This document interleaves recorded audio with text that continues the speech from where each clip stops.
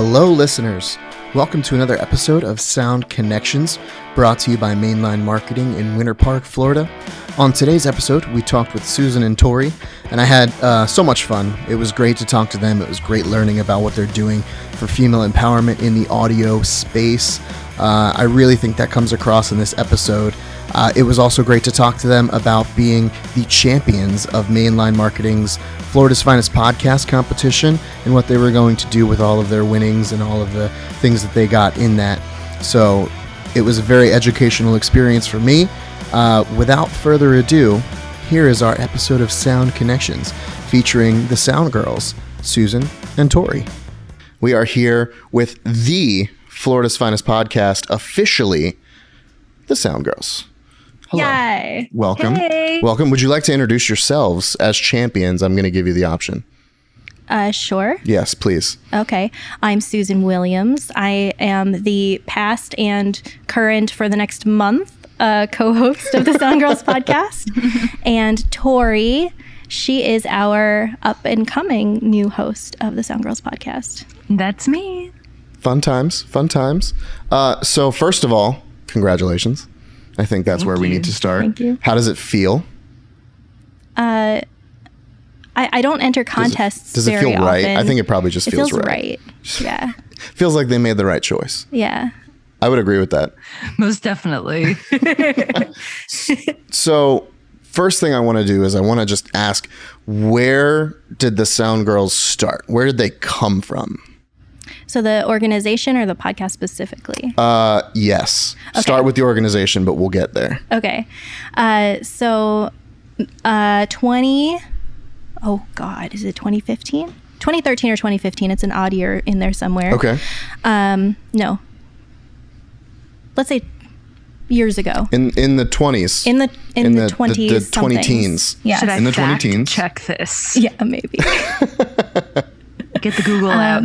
In the 2000s, 20 teens, yeah, the at 20 some teens. point, Carrie Keyes and Michelle Sabelcheck Pentinato, which is a mouthful of her last name. That is a lot. Sabelcheck Pentinato. Sabolacek Pentinato. Imagine putting that on like a jersey. That would just be... It's a lot. It's long. It's a lot. So, Carrie Keyes and Michelle Sabelcheck Pentinato, they were talking to each other following an AES panel that they had been on with some other people.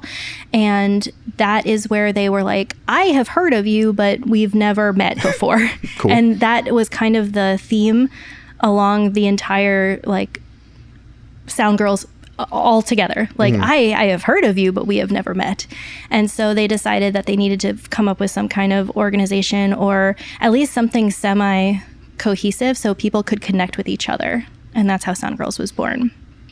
The podcast was born last summer, right about this time, when Becky and I had this like level of boredom, I guess. COVID boredom. I get it. Mm-hmm. So we decided, it was her idea. It was 100% Becky's idea. I blame all of this. But we decided. I blame all of this on her. And she's not here. It's so not fair. She can't defend herself. But that's when Nope. you blame people for things. Exactly. So Becky Campbell from B4 Media Productions, I'll give you her whole thing. She was like, well, I had to cancel all of my stuff and I'm kind of freaking out because I don't know what I'm going to do with my life right now. She's like, so do you want to do a podcast? We talked about it before. And I was like, yeah, all right. Didn't know you were getting yourself into. We totally know how to do this. Can't see the face, but it's... Yeah, we can. So we asked Carrie, because Carrie Keyes is the SoundGirls. She's the SoundGirls. She is the SoundGirls. Both of them. We had no expectation for her to say yes. And we actually assumed that she probably already had this happening. It's like in the background somewhere. But she didn't have that. And she said, yes, you have my blessing, go for it. And then we were like, oh, snap, we really have to do this now. We actually have to follow through with this. So we got a list from Carrie of people that she thought should be interviewed. So she had this huge contacts list, which we have now handed over because we didn't get to all of the people on it, of people that she wanted to have interviewed.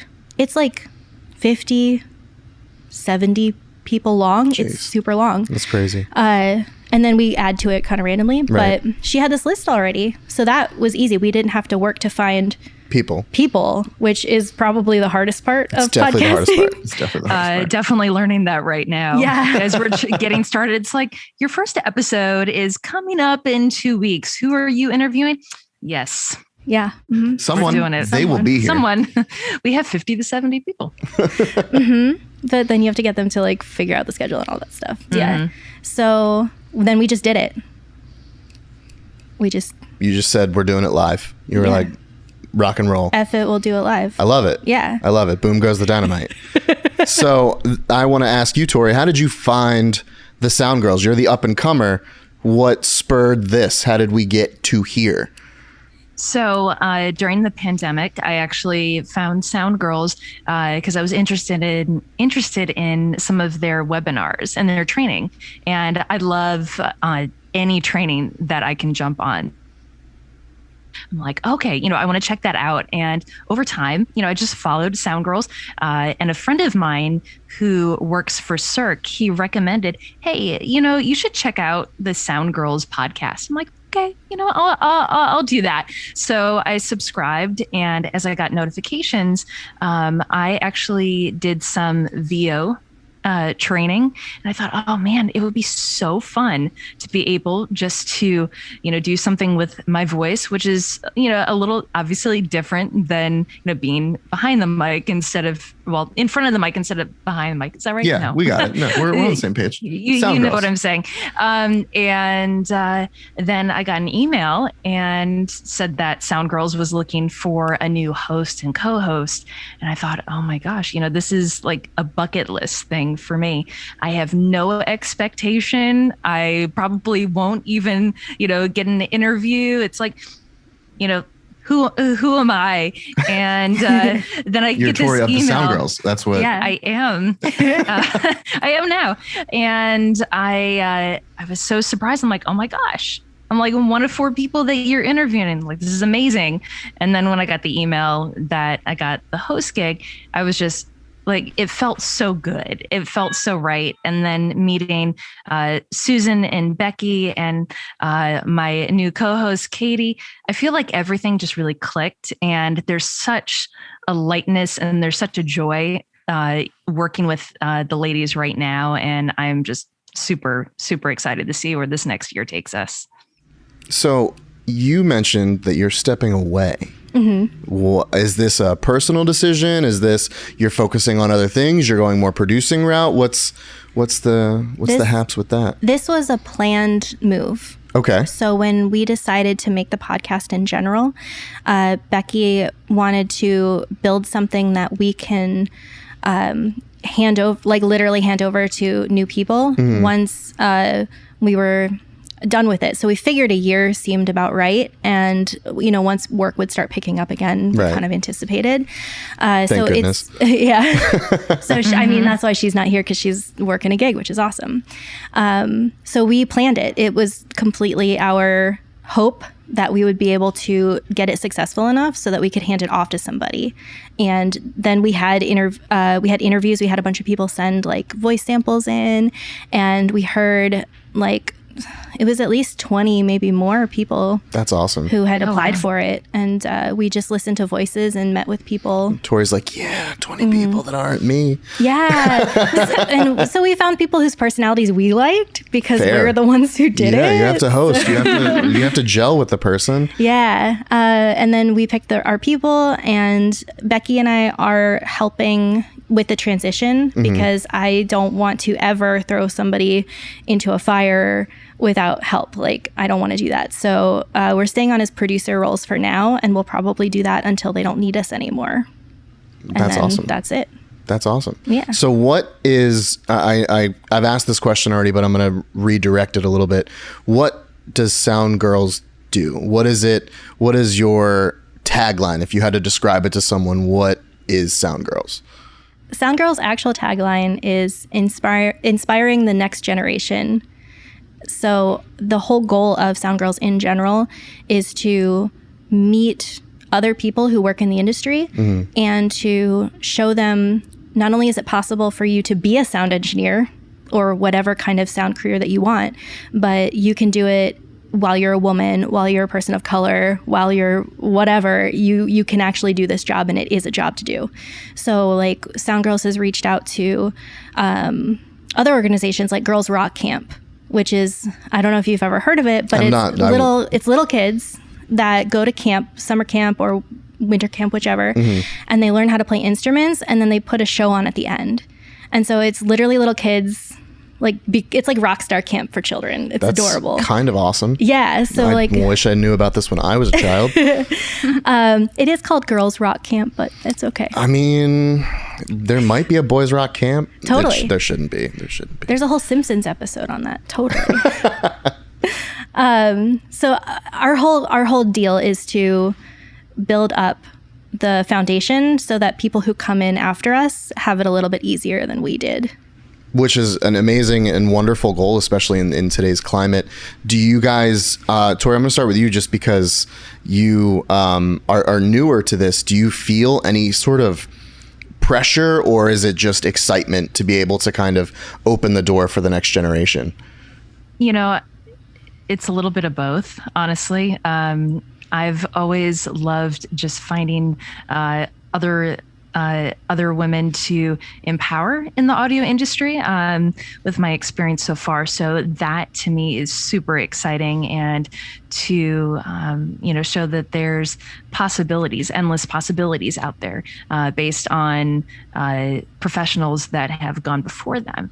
But then of course, there's the pressure side where it's like, okay, Becky and Susan have, set the bar up here, and, you want to ask the right questions, and you want to be engaging, and you want to have that connection piece. But, the more that I think about it, it's just, you just got to be yourself, and you just got to be in the moment, and just, really it's just a conversation with people, and to get to know, again, these professionals in the industry. And I'm just so excited like I said before, I'm so excited to see where this is going to take us into the next year, and even the next host and co-host after Katie and myself, and just how, to see how this whole thing is going to expand. What about you, Susan? I don't feel like you should be, like you have to live up to our standards, because our standards were pretty low to start. So I mean, she said it. They just asked. And they were like, maybe she's going to say no. She's probably going to say no. Oh crap, we have to do it. We have to do it. So we entered the mainline podcast contest, and I knew entering that full well that the stuff that we're winning are going to other people. Right. Like we want to, our plan is to build like a little road case with material and stuff in it so that we can send that to our other people, and Awesome. that they can have decent equipment. The other people are excited, just so you know. Yes. We're excited.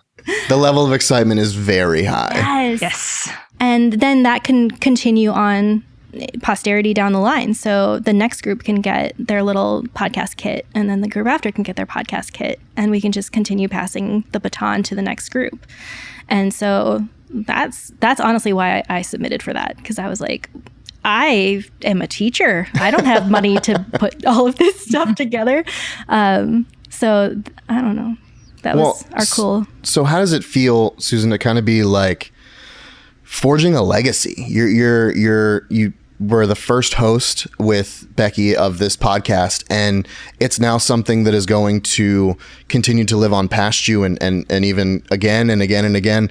What is that point of pride like for you? Because that's something that's really kind of amazing for this field that you guys are, as a female representation, are so I guess not represented well in this space, but you're already crafting your own legacy. Like, how does that feel?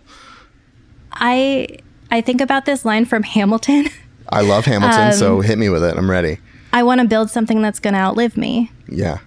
And I, as an educator in general, I don't take a lot of credit for things that I do anyway, because I'm showing a student how to do something, or I'm jumping in to like fix it so that everything goes well and they get the credit for that. Right. And so I've always been that person. And I think a lot of people who work in the tech industry or behind the scenes, we are unsung heroes, supposed to be hidden and invisible people. All the black. Exactly. Yeah. So I'm used to that. And it was kind of more difficult to put my face and my voice out there than it is for me to hand it over. Oh, okay. If that makes sense. I like it though. Yeah. I like it though. We were so terrified of doing something that Carrie didn't like, or like pissing people off with our show. And then, so we try to keep it pretty positive, but that was way scarier than worrying about if I'm handing it off and what my legacy is going to be, because it's going to continue as long as people want it to continue. Right. Well, I mean, I can tell by the way that Tori talks about it is that you have set a very high bar that she is excited to get to apply herself to and clear, and then the next group gets to set the bar even higher. But just to pivot back to Hamilton really quick, Lin-Manuel Miranda is a genius, not a singer. And I just wanted to get that in audio form so that people can know the way I feel about it. Okay. But I love him. But also he shouldn't sing things.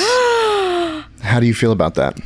I feel like this isn't a hot take. I feel like it's not a hot take. I feel like he sounds a little bit like Goofy when he sings, when he's crying, but maybe that's just a personal thing. Like, have In you the eye of a listened hurricane. to Like, his it's other stuff that he's done? In the Heights I love it. Yeah. I adore it.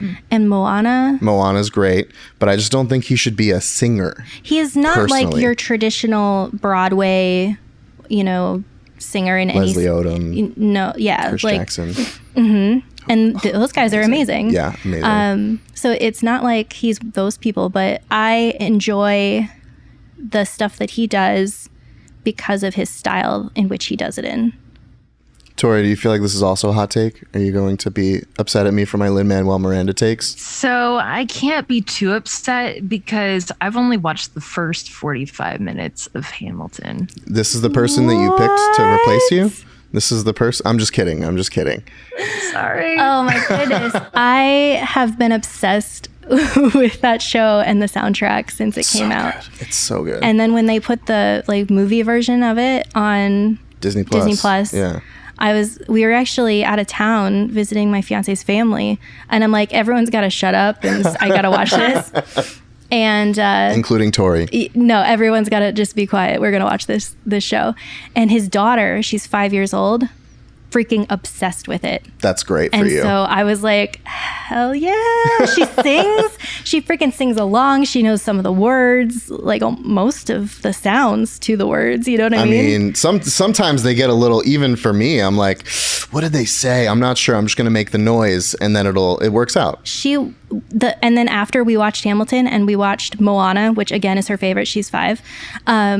She's like, that sounds like the guy from Hamilton. And I'm like, no, you didn't. Did we just become best friends? I think we did. Yeah. She's like identifying that. And then she's identifying the dad in Moana is George Washington in Hamilton. Oh, Christopher Jackson. Yeah. I think that's his name. That's impressive for a 5-year-old. That's I know. very impressive for a 5-year-old. She either heard us say it and repeated it at a very clever time, or she's a genius. I'm going to go with genius. I'm going to go on the side of genius just because when I was 5, I was like, Jelly's dirty. That was my take on Jelly. So I'm going to say that she's a genius when she's like, those two people sound the same. And I was like, Jelly is dirty. So we're going to veer on the side of genius. Jelly. Peanut butter and jelly, I wouldn't eat it because I was like, the jelly is dirty. So that jar where it comes all together in the jar together, that's it's not my jam. Okay. It's not my jam. Literally not my jam. Nice. Yes. Yeah. So happy that happened. So Tori, what do you have going on via sound? What are you doing right now in the sound space? Well, currently I'm working as the audio crew chief over at the Frozen Sing-Along. at Disney's Hollywood Studios. Awesome. And so that's my main gig right now. Previously, I was audio lead over at the Indiana Jones Epic Stunt Spectacular, and have just worked with Disney for the last 10 years. So that's primarily what I have going on. I've done some work with Encore Performing Arts, which is a local arts organization here in Orlando. And yeah, that's what I got. That's kind of awesome, though.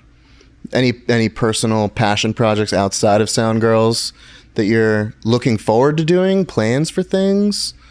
Designing my new apartment. Ooh. Honestly. And interior design? Oh my goodness. Nice. Yeah, I'm working on, I just bought a really nice bed, but working on designing my new living room, and just, I love going into a fresh space, and, I'm looking more at the minimalistic side of things. Okay. So I'm definitely going through like that spring cleaning purge. Fair. Of all the things. So yeah, just I haven't done that for like years now. I need to get better about that. Yeah, it's a boy thing. We just don't. You're just a hoarder. Yeah, that's pretty much what it is. Yeah. Jelly's dirty and I'm a hoarder. We're setting the bar for who I am as a person very high right now. Everyone's like, how did this guy get to talk into a microphone with people that know what they're talking about? He's dumb. Susan, do you have anything going on in the soundscape other than the SoundGirls podcast at the moment?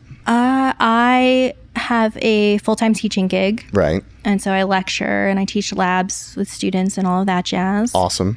And so after kind of handing over the podcast, I have nothing planned for that free time, which is kind of terrifying. So for like a little bit, you're just going to kind of kick your feet up and chillax. Probably not for very long, though, because I can't. Well, that's the teacher in you. The teacher in my wife is a former teacher, and she can never sit still for more than 4.5 minutes. So I am going from, because the podcast has been kind of like a part-time job, right, with editing and making the graphics and recording. Do you guys do all that stuff internally? Is that you and Becky? It was, yes. We just got some editors, though, so exciting. The new people don't have to edit. Bless them. We lucked out, because that was the hardest part and the most time consuming. Oh yeah. I used to be an editor years ago, but I kind of had to like brush off my audition, like Adobe Audition, and kind of get those skills back. Yeah, it's like riding a bike in the most painful way possible. Yeah. Editing, not my favorite part. I'm fine at it now. So after handing over that, and then also my other second job, I've closed that one out as well. So now I'm going from having like 3 jobs to 1. So no time to like a little bit of time. Yeah. It's crazy. I don't know what to do. Puzzles, Sudoku. My wife does a lot of Sudoku. Word search, also underrated word search. Honestly, I've been reading a lot more, which is awesome. Nice. There is a book that is called I think it's called Dear Hamilton, and it's written in a semi-historical, semi-fictional way, but it tells the story of Eliza. Oh. So it's from her perspective, all of the things that are happening. My wife and my mother read it and loved it. Wow, so I'll check it out. Thank you. That is my recommendation. And Tori, watch Hamilton and then read that book maybe. Yes. If you like it. I take your recommendation. So honestly, most of the songs from the first act are the best ones anyway. Strong agree. Well, I do like the cabinet battles. Cabinet battles are good. I know all the words. Gotta love the David. Songs. All of them. I'm impressed. Is this a challenge? I think she's asking No. to... No. Is that what's... We're not doing that. We're not... Are you sure? Yeah. No, are you... Sure. Yeah. Ready to start your very own podcast? It's never been easier to get a podcast started. Just make sure that your audio doesn't sound like this. Bad audio will get people to turn your podcast off long before you have a chance to bore them with your actual content. And the easiest way to get professional quality audio is with the Shure Mv7 Podcasting Mic. Yes, this was made specifically with podcasters in mind. Inspired by the legendary SM7B, the MV7 has incredible voice isolation technology, so you can record in any room. No sound-treated studio required. There's a built-in headphone jack included on the mic, and a built-in touch panel for easy adjustments during your show. But the pièce de résistance? is the dual XLR and USB output. Plug this directly into your computer and get access to the Shure Mv7 desktop app, or plug it into your mixer or interface. No more cruddy audio. Your audience deserves better, and you deserve the Shure Mv7. So I want to ask too, as you guys were getting started with SoundGirls, obviously, like you said, winning this awesome prize pack from Mainline and from Shure, that's going to go into this road kit. Yeah. What were some of the struggles that you guys had found when you were starting and maybe you didn't have the best sound equipment as the SoundGirls? What were some of those struggles like? Those were many. There were many struggles. So Becky and I both had our own microphones and interface. Okay. Because I had a failed radio show. Okay. So I had equipment left from that. But that's learning. That failure is just learning. Well, we were going to have a radio show for Full Sail University. They were going to have the Full Sail radio. Right. And so we recorded 3 episodes of hour-long radio shows. Awesome. And then the whole thing just didn't happen. They were just like, nope. Like us and a bunch of other shows. So I'm like, all right, I bought some microphones. So for that side of things, both of us had interfaces and microphones, so we were pretty cool with that. Right. But our challenges were really with working remotely with everyone and going through all the usual recording platforms. Like we started with Zoom and we hated the way the audio sounded. We tried a bunch of other ones like Skype and like Facebook phone calls. You could record those too. So like we tried all of those things and none of them were like our satisfactory level that we needed because we had to be good. SoundGirls. Yeah. And people let you know if you suck. They will tell you. Has there been detractor? Have you guys gotten a little bit of... A little bit. Yeah. But because of the unknown, because we can handle our sound and we can have our microphones and our quiet spaces and everything. But the third party, the person we're interviewing, they may have an awesome setup or they're just using their laptop microphone. And we actually found that was the case with some of the more higher end, like more famous people. Oh, no. They would just use like their laptop sound. And so, and those are episodes that people listen to more. Oh, yeah. You know what I mean? So I feel like some of the comments we got were like, we didn't have them in our studio. Like, I can't control if that person wants to just use their laptop microphone. That's their choice. Yeah, that's their prerogative. So that was our biggest challenge. But then we got a service, which we do pay for, that ISO records everything. And it sounds really good. And we've had pretty good outcomes from that. That's awesome. What mic did you start with? Are you still on the same mic? Mm-hmm. What are you using? At home, I have a Rode NT1A. Okay. And I have no idea what Becky has. She's told me 100 times. I couldn't tell you. She's not here. That doesn't matter. Yeah. Tori, what microphone do you have? It's a Shure. I have the SM7B. Ooh, that's what we're using right now. Is that what you started with? It is. How do you feel about the Shure SM7B? I like it. I like it a lot. I feel like it captures my vocal well. And is that what you started with, or is that like a level up thing? Did you? No, this is because I'm like the last time I did VO work was in college, so it's been a while. So this is the first mic that I've actually purchased for myself. So well, that's awesome. I love that. So I want to also gauge, you said that there were some detractors or anything like that. Do you feel like that's something that's still very present in the space, being that you guys are female and are underrepresented? Do you feel like that's something that is a part of that? Do you think that that's something that's still very prevalent in the space? Like the disparaging disparaging nature of just being a minority in a... Correct. Okay. Yes. Unequivocally. Yes. So is there a situation where you've kind of come in to work a job and immediately been discredited because of your gender? Yes. Tori, have you also experienced something like that? Not so much. With me, I tend to be a sponge. So I'll learn, I'll learn from anyone.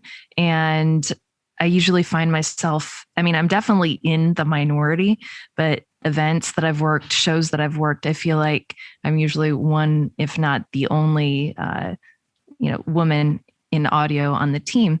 So it's, for me, not so much. But I feel like you have to, prove that you deserve to be in the role instead of just, you're in the role because you're a woman. Yeah. And I feel like the assumptions that other people get are not the same that we might necessarily get. Right. So I feel what kind of assumption are you? Like, if it's speaking from my personal experience, it's just generally that I feel more micromanaged sometimes, or like I don't get the assumption that I'm deserving to be in that space. And I actually felt that at this last job that I had. Recently, you had one. Really? And I'm in my mid-30s, and I was just like, I don't want to deal with this anymore. What do you do in a situation like that for maybe someone that's listening? And I'm sure you guys have covered this 1,002 times on your podcast, but what do you say to someone that may be starting in this space, or is even in a different space that's an underrepresented minority? What would you say to them in a moment like that? What is best action? Best action is always to be polite, because almost anything that you're going to say, it probably won't be received positively. Mm-hmm. So in my recent experience, I tried my best to be like pleasant as pie, which is a stretch for me in general. But I just eventually was like fed up, and I'm like, this is what this is. And you don't need to talk to me like that. Do you I literally guys, said that. That's fair. I mean, I think that's deserved. Do you guys is there a way for someone to contact you guys if they want to get involved with the SoundGirls? If there's a way to, how do you guys do that form of communication? What's the best way for someone to get a hold of you guys? There are a couple of Facebook groups. Okay. And that is the main way I think that we interact amongst each other. So there's a SoundGirls main page, like SoundGirls.org, and then there's the SoundGirls private page, which is a safe space, and that is where you can go in and ask questions and get answers from people right away. So if there was something that you're troubleshooting, you can literally go on there, because we have thousands of members, and probably get an answer really fast. That's been my experience. And then we also have a Facebook group for the Orlando SoundGirls. So that one is just local to us here. So SoundGirls is a national... It is international. An international entity. Yes, we have that is amazing. Chapter heads across the world. I think our next biggest one from the U.S. is the Mexico SoundGirls. That's awesome. Yeah. So do you guys do meetups? We used to. Well, yeah, I would assume it's tough to do now. We used to. We've had 2 SoundGirls expos here in town, which Mainline was wonderful and supported us in a lot of that, and Full Sail as well. Awesome. Gave us a space, and Mainline gave us gear and people, which is beautiful. So we have done those things, and we will again. But obviously, pandemic times, we've struggled a little bit with that. Pandemic times, always a bummer. Yeah. Always a bummer. Tori, how did you find out about the SoundGirls? Was this something that you were... I can't believe it was last year. Like, what? You didn't know about us sooner? Yeah, bro. I'm shocked. How did you... I'm not mad. I'm shocked. Well, I mean... She's not mad. She's just upset. Such a huge difference. SoundGirl in Orlando? Like... Come on. But apparently we knew of each other... Well... Because you had a brief stint over at Disney, and our paths never crossed, but I trained your professor on audio over at Epic. Yeah. My mentor and college professor for audio, and like the reason that I do this job, she trained at Disney when he started working. Isn't that crazy?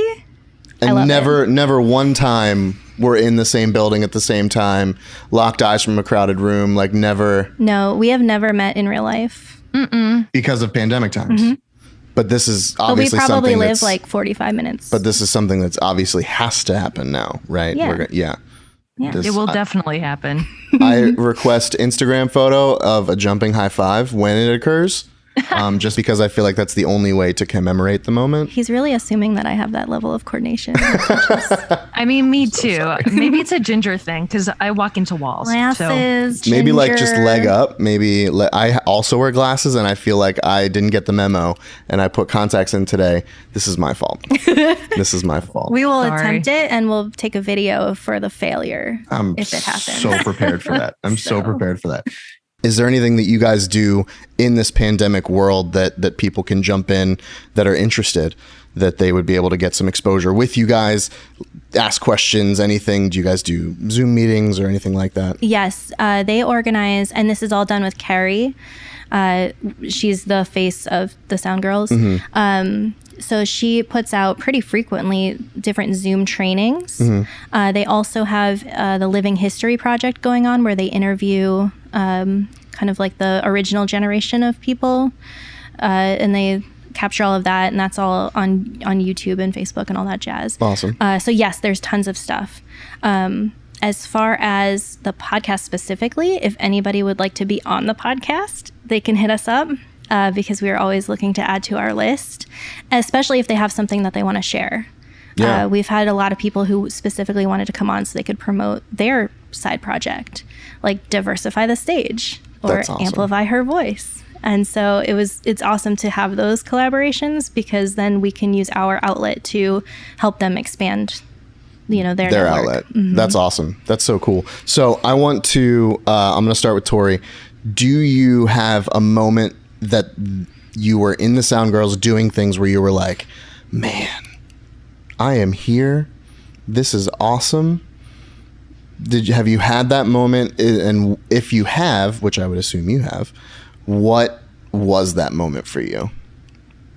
So it was actually my interview with Susan and Becky, and I went in and I was, the nerves were flowing, and after that interview, I was filled with such and I mentioned it earlier, positivity and joy. And like, I just felt my whole body felt light. Like I felt like this is something that I'm meant to be, meant to do. And it just, every single interaction with the ladies since then has just been a continuation of that. And my passion has always been to empower, up and coming women in the audio industry, and just to see how all of this perfectly, comes together is just, it's such a blessing and it's such a gift. But yeah, it was that initial meeting for me, that initial interview where I just knew, yeah, this feels right. That's Dude, I'm awesome. gonna cry. That was beautiful. Yeah. That was beautiful. What about you, Susan? Well, I'm going to answer, but first, okay. I do want to plug that. Oh, plug away. Becky and I recorded our interviews with our new host and co-host, and that's actually going to be one of our episodes. Is some clips from those shows. Oh, they don't even know. All of our mistakes. Oh my gosh! Yeah, I listened to it. I'm like, oh, Tori, you stumbled on that. Oh, no one's going to hear it. Oh, my trust cat's me. in the background. Everyone's gonna hear it. Yeah. So we're using that as one of our special episodes because we thought it would be fun to introduce them and to give us our graceful exit, As far as the SoundGirls part, I think it was when... So meeting Becky Campbell in general was kind of awesome. Your brain exploded a little bit. She's so cool. She's just such a cool lady. And... to become friends with her and stuff, because she worked with me for a little while at Full Sail, and then to see her at the SoundGirls thing, she invited me. I just started coming to those meetings with her, and then when Michelle Sablechick Pentanato, she was in town. Such a good name. And I met her, and I was like, oh, you're one of the... You're the other one. Yeah, you. Yeah, and I got to talk to her because she was writing her book, and she has a web series of mixing music live, and so she was in the process of writing that when I met her, and I was like, this is so freaking cool. And being an educator, working for years doing that, it just felt natural to become more involved and be able to, like, you know, sponge it up, just share the wealth of knowledge. All the knowledge. Yeah. That's awesome. That's I so was cool. a blog writer for them for 2 years before I started the podcast too. So if you had to, this is also for both of you, if you had to give advice to a young lady that was looking to get into this industry, what would some of those starting points be? Susan, I want to start with you. That is a question that we ask like every single one of our interview people. Am I doing a good job? I feel like I need to ask. Am I okay at this? Yeah. 2 thumbs up. We're laughing, so that's always a good sign. We are laughing. Yes. Can I pass to Tori? Yeah, Tori. We're going to put you on the spot. Okay. Sure, why not? So advice that I would give to someone, to a woman in our industry, I would say, you know, take hold of what your dreams are and don't let any stereotype, don't let any preconceived notions, nothing get in the way of what you really want, because anything is possible. And it just takes a little bit of effort and just to be there at the right time, the right place. Find people that you can latch onto, someone who looks at the future of, looks at their legacy and, looks at the future of the industry that they're in and wants to see it succeed and wants to see, that legacy get passed on to the next generation. And I think it's so important to train your replacement, because no matter how good you think you are, the thing is that there's always someone out there that's going to know more than you, or, is going to have that little gem, that little piece of knowledge that you don't have. And the beauty of working together as a team is that you have those strengths and weaknesses that all come together, and it forms this beautiful product. But, you never know, like the next person that comes up to you may be, super successful. I mean, maybe the next, touring A1, I don't know, for Cirque, who knows? But they won't be doing that unless if you say yes to them, that yes, I will teach you how to run that console, or yes, I'll, teach you how to, wrap that XLR, or whatever it is, something so simple. But just the idea of mentorship is, at the core of, is a gift that we can give to others. So, and you can't move up if you are the only one that can do that job, right? So if you train your replacement, like you said, you now have you can have a vacancy in yourself to move elsewhere, which is also a really positive thing. Yeah. I think I went around. I think I answered a little bit and then didn't answer and then went on a tangent. I think you answered it beautifully. And it reminded me honestly of, and I don't know if you guys have watched this, but Ted Lasso on Apple TV. In the first episode, it's wonderful. In the first episode, he's walking out of the building at night, having worked a full day of his being a head coach of this football team. And the owner calls over to him and she's like, "Oh, are you burning the midnight oil?" And he looks at her and he says something that I think will stick with me for the rest of my life, is the harder you work, the luckier you get. And that everything you just said, Tori, kind of made me think that the harder you work, the more questions you ask, the more you're asking to do, the luckier you get. And not to step on what you said, because it was amazing and beautiful and wonderful, but I just had that like epiphany moment where I was like, oh my God, Tori's like Ted Lasso. She's speaking truths. All the truths. I do like Ted Lasso. Yeah, you have to watch Ted Lasso. It's so good. You haven't seen Ted Lasso? Mm-mm. Okay, so that's your project. That is your project. You watch Ted Lasso. I'll watch Hamilton. They're about the same. They're about the same length. Okay. So what if you had to give advice to a young lady? What would your advice be?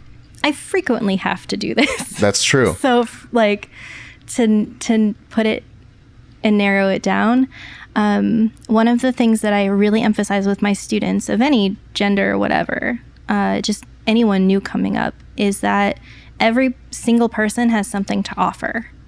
So even if you are struggling with wrapping XLRs, which is something that I do teach, and I've got 3 different ways to show kids how to do that. The over-under, you have to do the over-under. It's all over-under, but there's different techniques on how to get there. Yeah. So everybody has something to offer. We are all lifelong students. We're always learning something new, or discovering some like new technology, or just even something that you've been doing all your life. Now they have a new way to do it, right? Mm-hmm. And the younger generations are usually the people who are telling me about some of that stuff. Like, oh, did you hear of this new thing? And I'm like, no. Like and TikTok, then they'll pull it up. Confuses me. Yeah, I'm too old for a lot of that Totally. stuff. But Yes, they've showed me such amazing things. Like they'll get these little random DJ controller things and program them with sound effects to have like a sound effects board, or program them to, they're not meant for DMX, but they rigged it somehow, and now they can control the lights with this little $50 thing. So like they do all of these like super innovative projects because they're young and their minds aren't clouded with some of like, you know, the mid 30s and beyond stress that you have in your life. All those good things. Yeah. So I want younger people to, although I think saying yes and listening and learning as much as possible is important, I think they should also not be afraid to bring what they have to the table as well. That's awesome. And then the second thing that I recently told a high school student, which may or may not have been in my best judgment, to use this phrase, but I told her, do no harm, but take no shit. Yes. All about it. And then I was like, wait, how old is this kid? It's fine. She goes to public school. It's all good. She heard worse. She's heard worse. But that was, I needed her to know that, like, do what you're gonna do, but don't. If you put that on a shirt, I will buy it now. Yeah, it's not my quote. But like, if you put your name at the bottom, like Susan. Michael Scott does, yeah, you're like anonymous. Also Susan. Yeah, I think that one's important, because I spent so much of my life trying to please other people and just get trampled on if I was too meek or too bitchy or whatever it was. So do no harm, take no shit. I love it. I love it. Sweet, simple. It's great. Well, to wrap everything up in a nice, beautiful, pretty bow, where, if the people are looking for more information on the SoundGirls podcast and organization, can they find this information? Everything is on soundgirls.org. The whole soundgirls.org website has resources on a variety of subjects. So live sound, if you wanted to be a monitor engineer, there's blogs and stuff on that, tour managing. And then they also have an entire section dedicated to resources for sexual harassment issues and what the laws are in different states, and what, you know, resources that you can do if you do have an issue like that, and who to reach out to.